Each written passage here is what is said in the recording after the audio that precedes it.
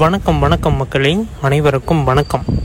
இன்று நாம் பார்க்கக்கூடிய வீடியோ பார்த்தீங்க அப்படின்னா ரொம்ப இம்பார்ட்டண்டான ஒரு நியூஸ் பற்றி தான் நான் பார்க்க போகிறோம். ஓகேங்களா? ரேஷன் அட்டை உள்ளவர்களுக்கு முக்கியமான அறிவிப்புகள் அப்படின்னு சொல்லிட்டு அறிவிப்புகள் கொடுத்துருக்காங்க. அது என்னென்ன அறிவிப்புகள் அப்படிங்கிறத நாம் இந்த ஒரு வீடியோவில் தெளிவாக பார்க்க போகிறோம். ஓகேங்களா? ஃபஸ்ட்டு பார்த்தீங்க அப்படின்னா இந்த ஒரு அப்டேட்டை நீங்கள் தெரிஞ்சுக்கோங்க. ரேஷன் கடையில் 3 முக்கியமான அறிவிப்புகள் பார்த்தீங்க அப்படின்னா கொடுத்துருக்காங்க.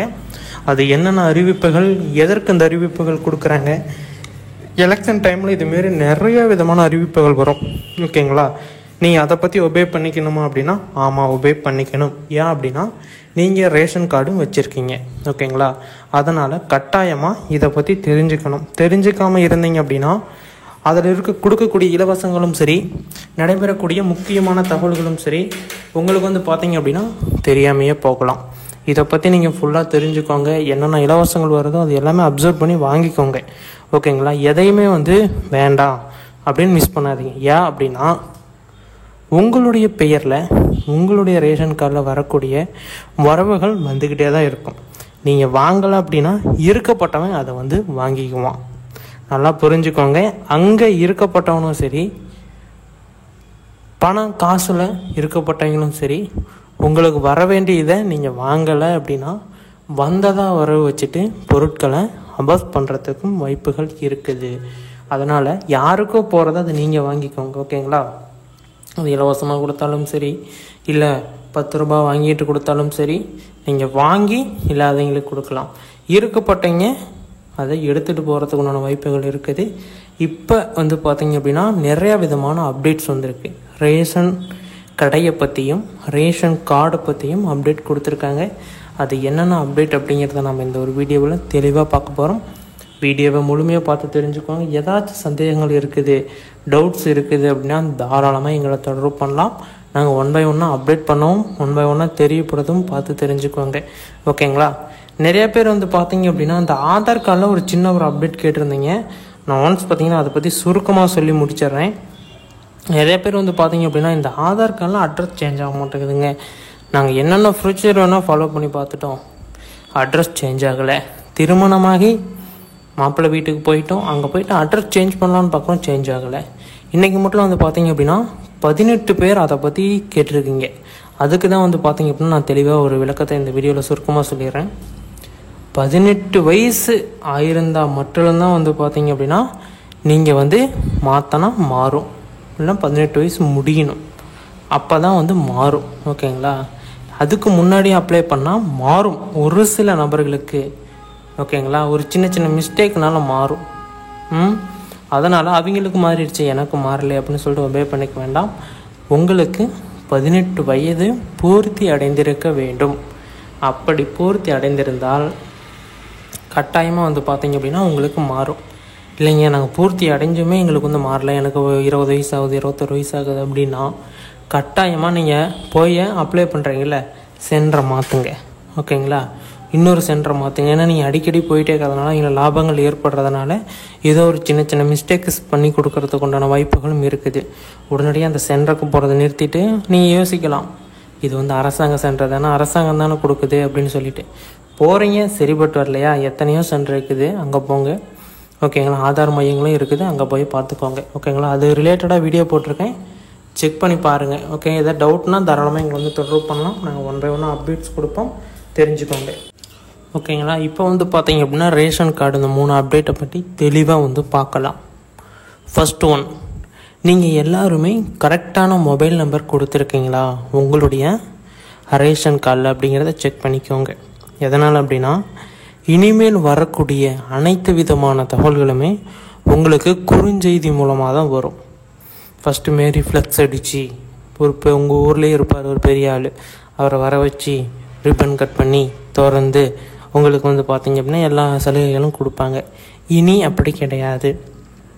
எல்லாமே உங்களுடைய அக்கௌண்ட் மூலமாகவே இருக்கும். உங்கள் அக்கௌண்ட் மூலமாக அப்படின்னாவே புரிஞ்சுக்கோங்க. ஓகேங்களா? புரியாதீங்க, புரிஞ்சுங்கிட்ட கேட்டுக்கோங்க. அடுத்தது அப்படின்னு தெரியல அப்படின்னா அந்த வீடியோவில் சுருக்கமாக சொல்லியிருப்பேன், பார்த்து தெரிஞ்சுக்கோங்க. அடுத்தது பார்த்தீங்க அப்படின்னா அந்த அறிவிப்புகள் உங்களுடைய குறுஞ்செய்தி உங்களோட மெசேஜ் மூலமாக வரும்.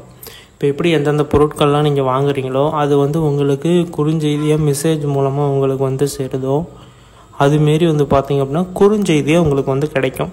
அதை வச்சு நீங்கள் வந்து பார்த்திங்க அப்படின்னா எல்லா விதமான இதுவுமே நீங்கள் வந்து ஸ்டெப் எடுத்துக்கலாம்.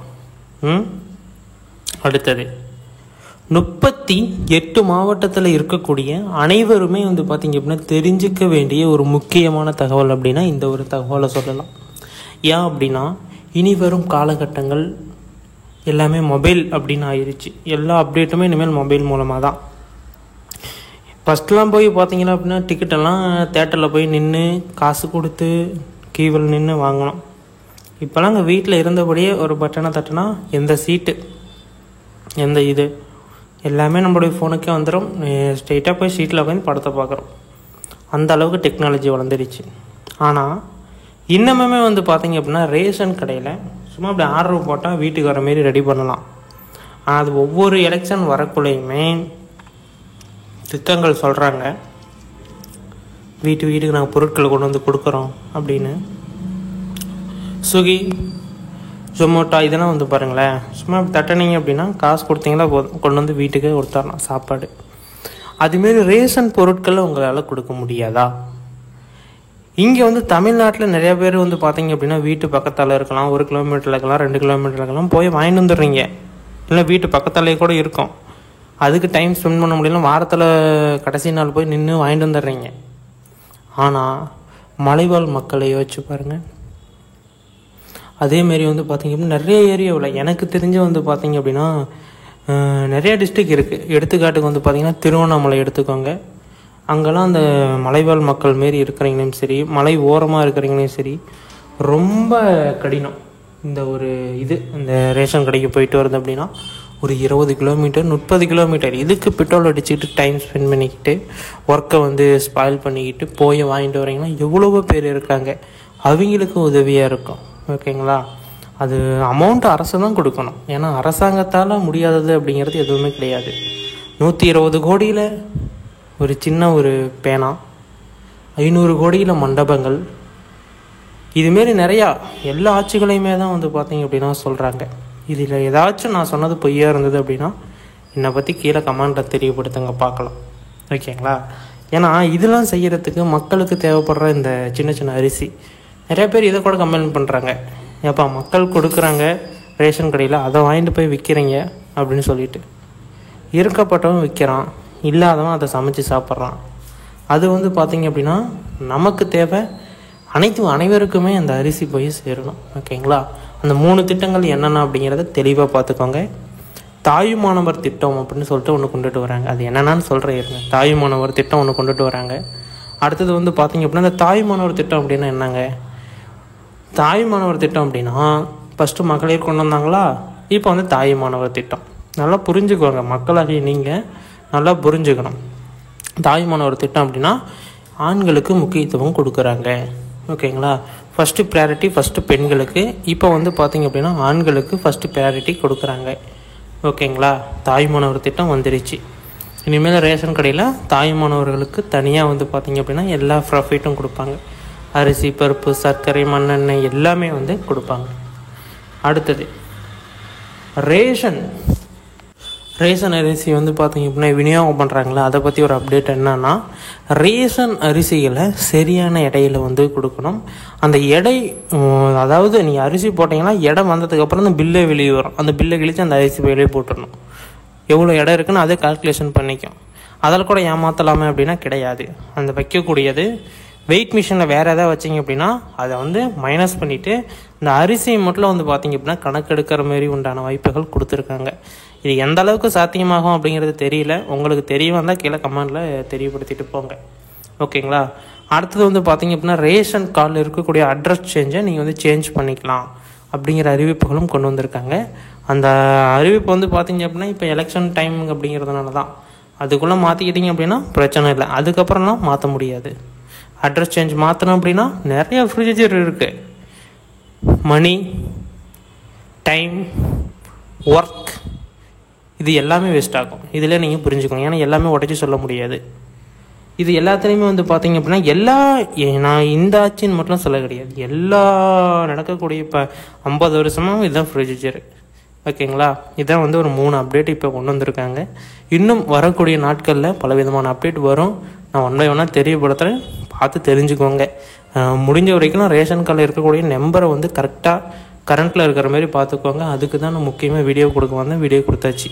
வீடியோ முழுமையாக பார்த்ததுக்கு நன்றி. இன்னும் பலவிதமான தகவல்கள் வந்த ஒன்றும் இருக்கிறது, பார்த்து தெரிந்து கொள்ளுங்கள். ஏதாச்சும் சந்தேகம் இருக்குது அப்படின்னா தாராளமாக எங்களை தொடர்பு பண்ணுங்கள். ஒன் பை ஒன் அப்டேட் பண்ணுறோம். வீடியோ முழுமையாக பார்த்ததுக்கு நன்றி.